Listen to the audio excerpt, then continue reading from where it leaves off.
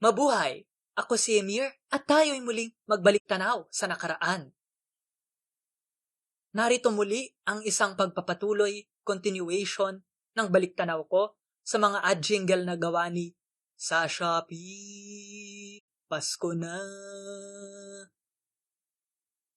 Kung hindi nyo pa napapanood ang mga nakalipas na episode o kung gusto nyong panoorin sila ng sunod-sunod, pwede nyong i-click yung link sa taas, dun sa taas ng aking ulo. Pang-46, Magnolia Ice Cream, 60 Flavorful Years.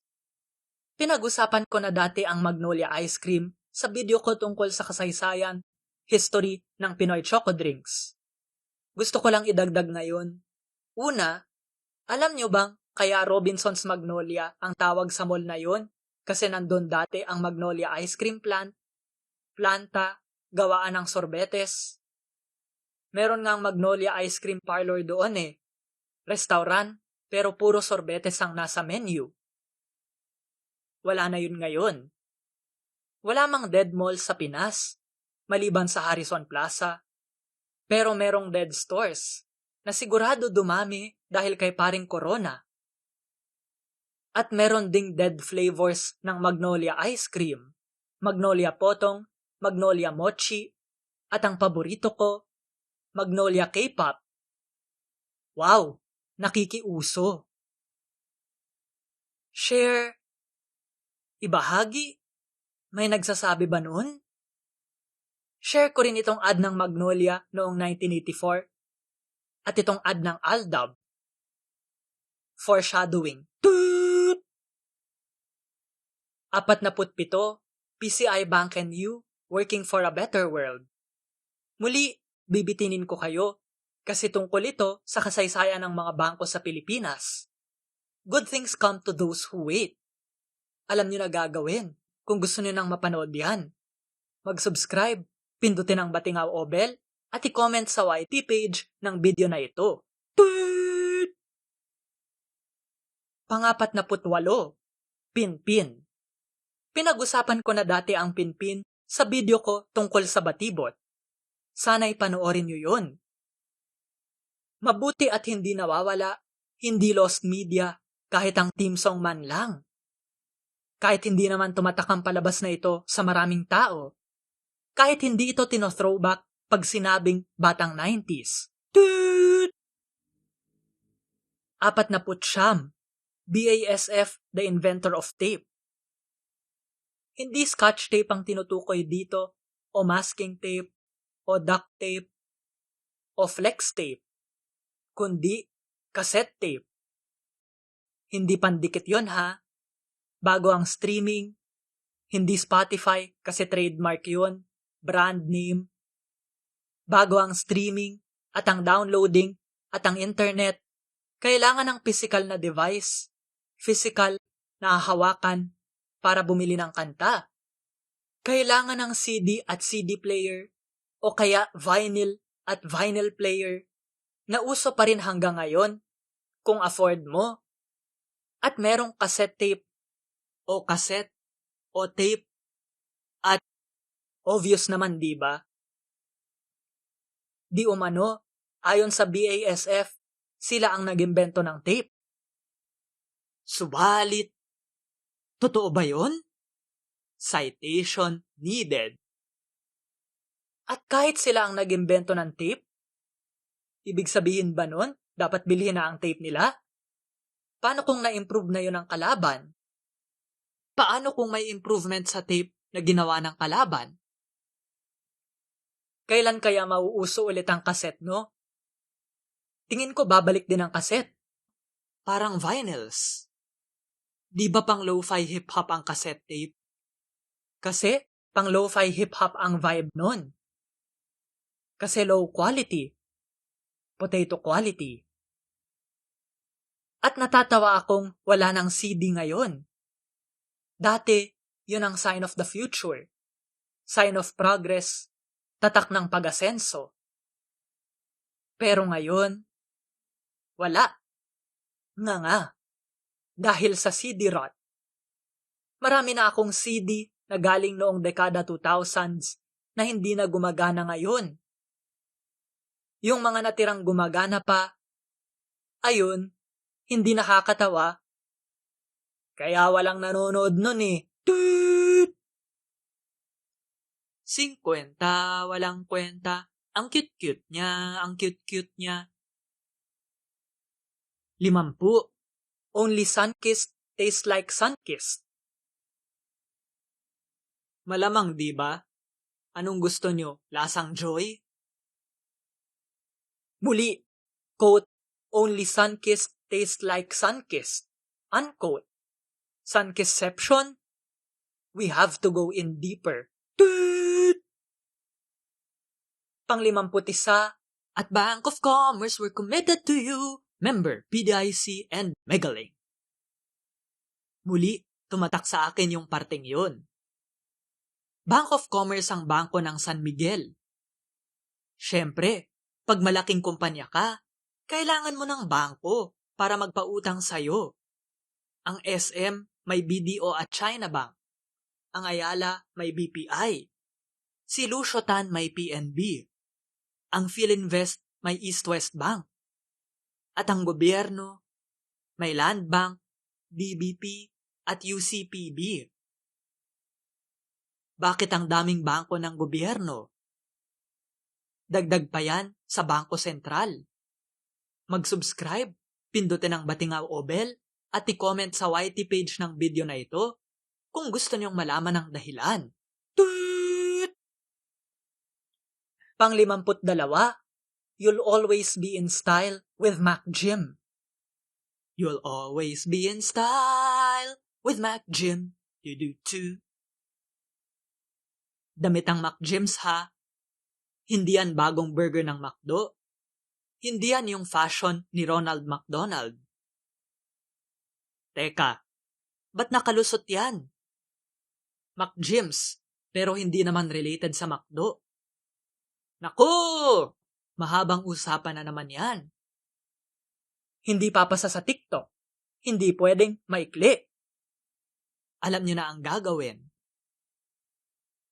Dito sa Mac Jims na jingle, tinawag ni Joe ang sarili niya na Joe. Mac Joes? Toot! Pang-53, Gunston Cigarettes, the flavor that wins them all. Tudun, tudun, tudun, tudun, tudun, tudun, tudun, tudun, tudun, tudun, tudun, tudun, tudun,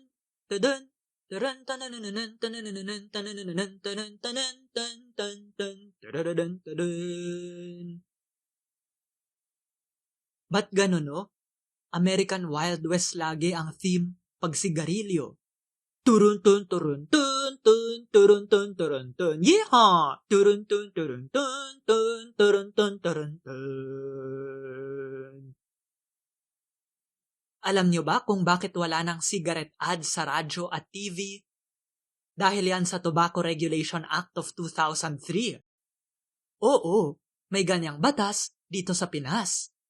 Parang yung Intellectual Property Code of 1997, o Children's Television Act of 1997, o Food Fortification Act of 1995, o kaya Family Code. At siguro iba pang mga batas na napag-usapan ko na dito sa Balik Tanaw. Marami-rami na rin. Nauna pa ngang nawala ang mga cigarette ads sa radyo at TV bago lumabas sa packaging ng mga sigarilyo ang epekto ng paninigarilyo. Inabot ko pa yung panahong may ad ng sigarilyo, cigarettes sa telebisyon. Oo, matanda na ako. Tanggap ko yun.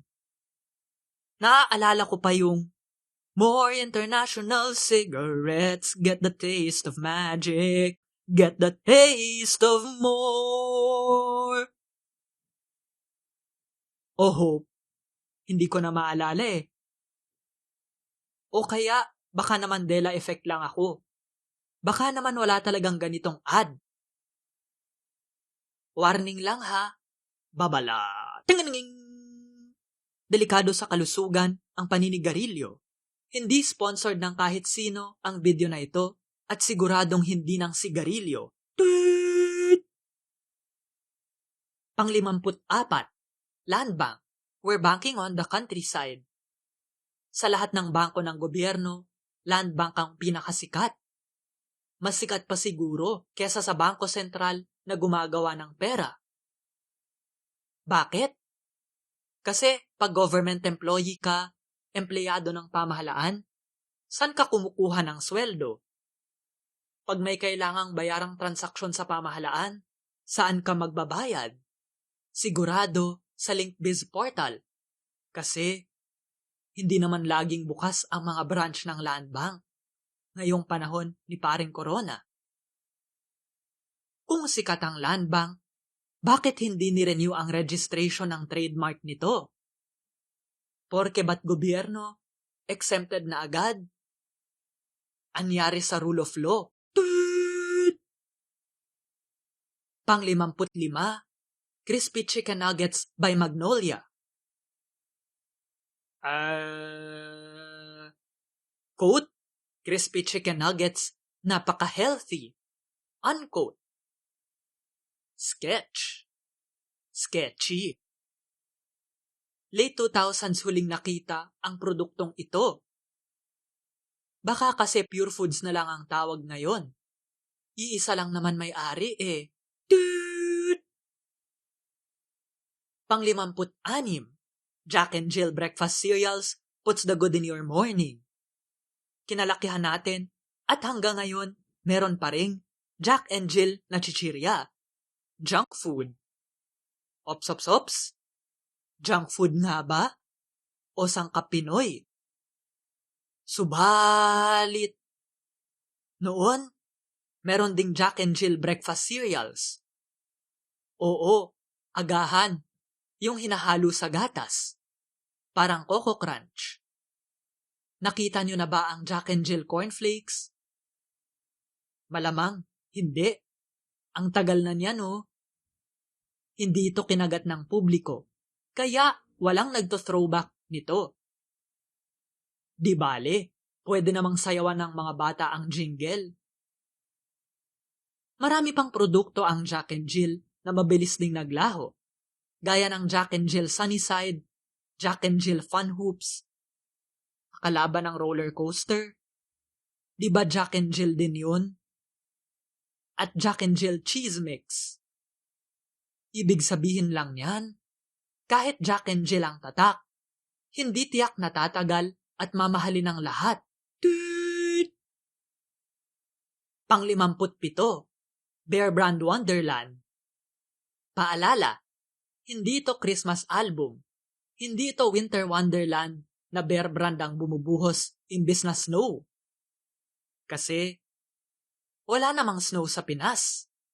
Wag naman sana. Alam nyo ba kung ano ang epekto ng snow pag pinaghalo sa bagyo? Anyway, umiinom pa rin ako ng Bear Brand. Syempre, Adult Plus. Thunders na ako eh. Pero di kasing tanda ni Paring Joe. Gusto ko ng Adult Plus jingle na gawa niya. Siguro pwede silang mag-tandem ni Sarah G. Pang-58, Bank of the Philippine Islands Centennial Song. Teka, 1951 ang centennial ng BPI. 100 years. Hindi naman ganun katanda si Paring Joe. May mali. Anyway, ang senti ng jingle na ito. Gets ba? Senti. Centennial. Corny, no? Muli, BPI, Ayala. Kaya, next time na. Pang-59, 4 for you. Matapos mapatalsik si Marcos, 4 for you ang naging theme song ng PTV4 na naglilingkod para sa bayan.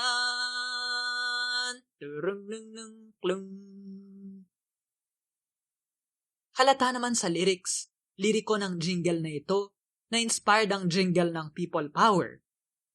Freedom within us, sounds of the truth, from shore to shore, for you.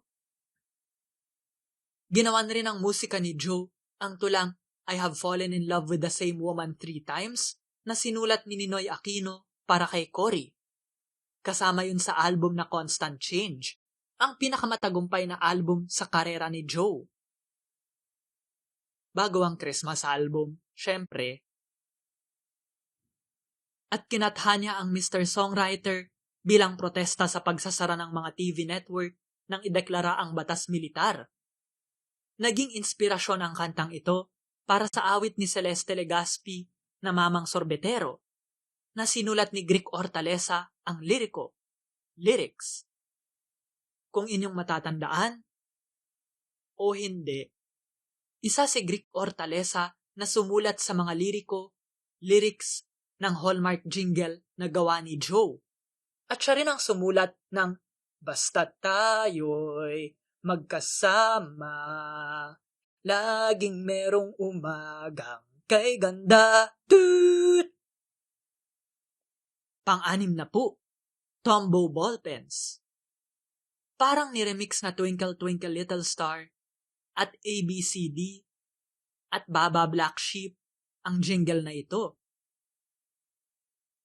Teka, isang kanta lang yun ha.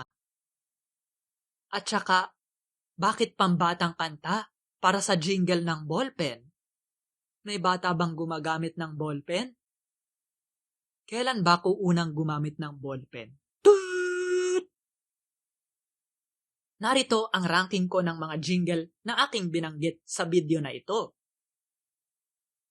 At narito ang ranking ko ng lahat ng mga jingle na pinag-usapan ko na. Muli, hindi pa rin natatalo ang intro. Kailan kaya may tatalo dyan? Tignan natin sa huling parte ng seryeng ito. I-like at i-share ang video na ito sa social media. Mag-comment sa YT page ng video na ito. Mag-subscribe at pindutin ang batingaw. Panoorin ang iba pang mga baliktanaw. Suportahan ang palabas sa PayPal, sa Patreon, o sa Brave Rewards sa Brave Browser. Salamat sa aking kapatid na si G-G Arts para sa mikroponong gamit ko ngayon at sa aking avatar. Tignan at suportahan ang kanyang mga gawa sa mga link na makikita nyo sa description. Salamat, hanggang sa muli, at ingat!